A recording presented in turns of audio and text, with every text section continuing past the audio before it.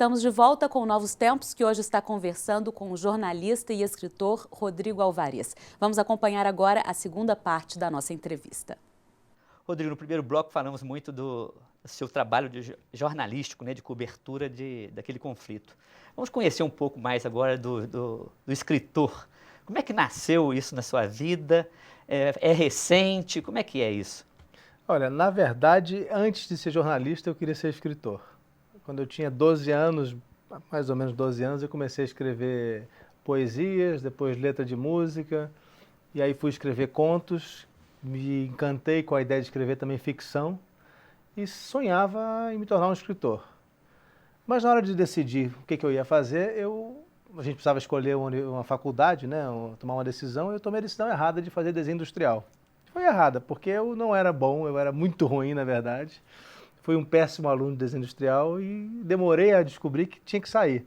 Fui para o jornalismo porque eu pensava que, bom, se eu quero escrever, eu preciso viver alguma coisa. Não adianta eu estudar literatura para saber o que os outros escreveram. Eu preferi optar por viver, conhecer pessoas e lugares, acabei me tornando correspondente e vivendo eu poderia escrever. E foi o que acabou acontecendo. Depois de muitas experiências, viajando o mundo como correspondente nos Estados Unidos, primeiro em Nova York, depois em São Francisco, eu escrevi meu primeiro livro, que foi sobre a experiência que eu tive viajando nos Estados Unidos na eleição de Obama. Depois disso, um livro sobre o Haiti, e aí começou, eu acabei chegando nos livros sobre religião. E esse segundo livro me interessei muito, porque ainda não tive a oportunidade de lê-lo, né, mas a temática dele ela é muito cara, porque vivemos hoje, né, o drama dos haitianos, que migram, muitos deles vêm para o Brasil e aqui não encontram condições de cidadania adequada, né? O seu livro retrata muito o após o terremoto, como é que é? O livro começa com um retrato do que aconteceu no instante seguinte ao terremoto. É uma situação que eu não tenho notícia recente de algo tão calamitoso, 300 mil corpos num país, em algumas cidades, corpos pela rua, que às vezes eu passava num dia e voltava no outro, o corpo continuava lá, porque não havia quem pudesse retirar os corpos, e pior ainda, comido de porcos, os porcos andando pelas ruas. Uma situação de caos, tanto que eu chamei de Haiti depois do inferno. Mas no livro eu também faço um contexto histórico para tentar entender como é que o Haiti chegou a ser o que ele é. Porque um terremoto de 7 graus, num país desenvolvido, não acontece nada muitas vezes. E no Haiti matou 300 mil pessoas. Então existia aí uma questão a ser respondida. Por que um terremoto, que teoricamente não é tão grande assim, destruiu devastou, né, uma geração, ou sei lá quantas gerações, 300 mil pessoas é muita gente. Então o livro começa relatando a visão de um repórter, de um jornalista, que eu cheguei logo em seguida lá, porque eu estava em Nova York, e leva para a história para tentar entender como é que se chegou até isso, mas sempre tratando do ponto de vista do que estava acontecendo naquele momento. E é também uma calamidade, é também uma crise humanitária que é preciso atenção, né? Tanto que o Brasil está recebendo eles aqui. Né? Rodrigo, a questão atual do Haiti, você teve a oportunidade de voltar, de confirmar aquilo que você relatou no livro? Eu gostaria muito de voltar, eu ainda não tive a oportunidade de voltar, mas pelas notícias a gente vê que a situação continua muito grave, tem pessoas ainda morando em lugares improvisados desde aquela época, e a gente não se sabe quando é que isso vai melhorar um pouco, né? Ô Rodrigo, agora dos seus 2 primeiros livros, para os 2 últimos, né, o do ano passado, você escreveu sobre a devoção, a história da devoção à Nossa Senhora Aparecida, que fez um sucesso grande no nosso país, que é a padroeira, né? E agora nos apresenta, nos brinda com a biografia de Maria. Como é que eu saí do Haiti para Aparecida? Olha, eu gostaria de saber se tem a ver com essa sua experiência de proximidade a esse espaço geográfico, né, que está ali a origem do cristianismo, né? Na verdade, a Aparecida começou antes de eu me mudar para lá, quando eu vivia em São Paulo. O que eu entendo? Como jornalista e escritor, o que eu gosto de fazer mais do que tudo é contar histórias. E a gente tem que contar aquelas histórias que a gente tem condição de contar bem. Então, eu vivendo em São Paulo, tinha acesso à Aparecida, fui até lá, fiquei encantado com a pequena história dos 3 pescadores que encontraram a imagem, que era muito pouco, quis conhecer mais e resolvi que era preciso pesquisar. Passei 3 anos pesquisando para escrever.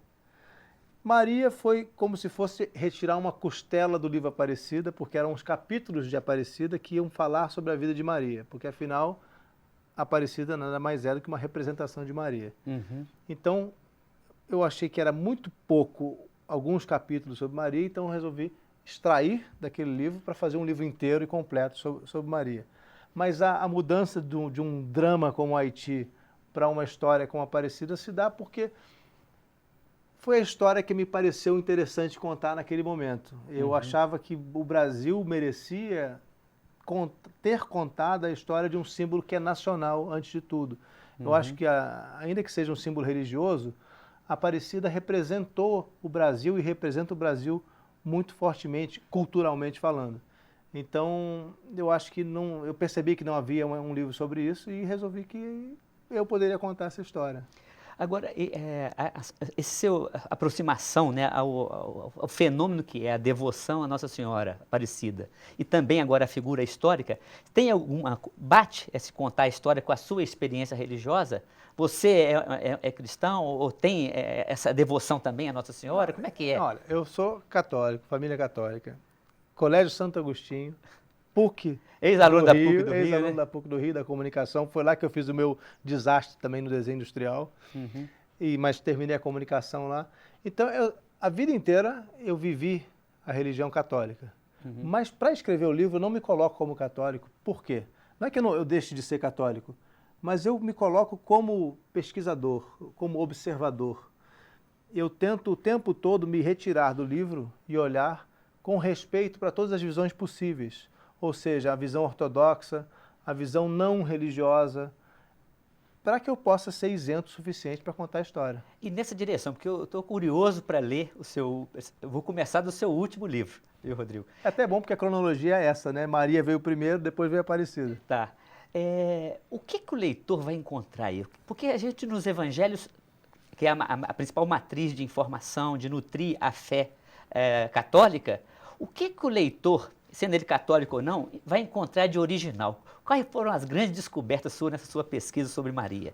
Olha, eu acho que o principal é trazer à luz aquilo que estava escondido debaixo de poeira, dentro de bibliotecas, em textos que um dia foram até proibidos e queimados, o que existe hoje na arqueologia, o que existe também nos lugares sagrados. A história de Maria foi muito, com perdão da expressão que eu vou dizer, foi muito mal contada nos evangelhos. Porque os evangelistas não queriam contar a história de Maria, eles estavam contando a história de Jesus Cristo. Nem era história, eles estavam contando os feitos de Jesus Cristo, era um ponto de vista religioso. Para gerar fé, inclusive, no leitor. Não eram biógrafos, não era. Né? Não era a intenção deles. Então, por que não contar a história de Maria como um biógrafo contaria? Ela nasceu, ela viveu, aconteceu isso durante a vida dela, ela morreu, e depois da vida dela aconteceram muitas coisas, porque ela é muito importante e ela mudou a humanidade. Ela influenciou a história da humanidade e continua influenciando até hoje. Daí eu até digo que ela é a figura feminina mais importante da história da humanidade. Não conheço outra que tenha tanta influência por tanto tempo. Então, o livro, ele monta esse mosaico, ele faz essa escultura, que é a história de Maria, que a gente nunca viu em outros livros, porque também é muito difícil encontrar todos os elementos da vida dela. Agora, quando não existe como comprovar, quando não existem fatos históricos, eu deixo claro ao leitor, olha, sobre esse assunto não existe muita coisa o que dizer.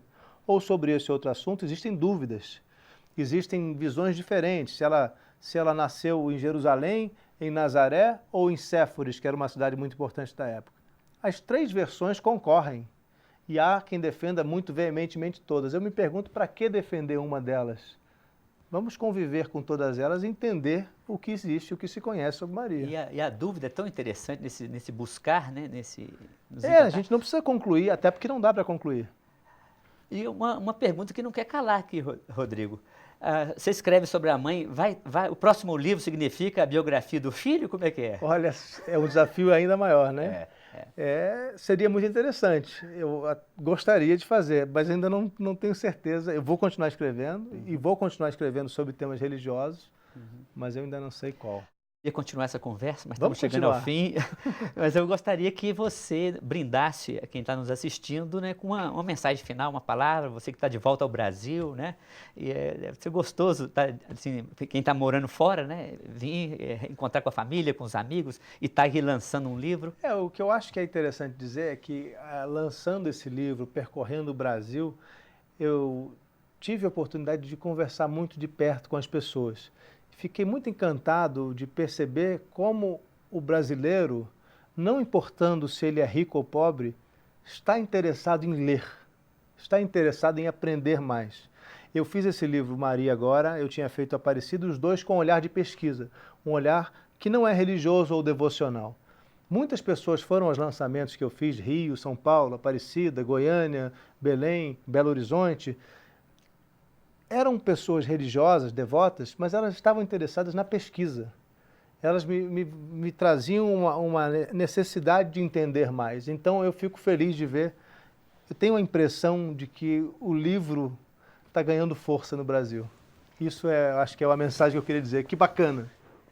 Então, você que acompanhou a nossa entrevista, não deixe de ler, né, o lançamento de Rodrigo Álvares, né, Maria, tá bom?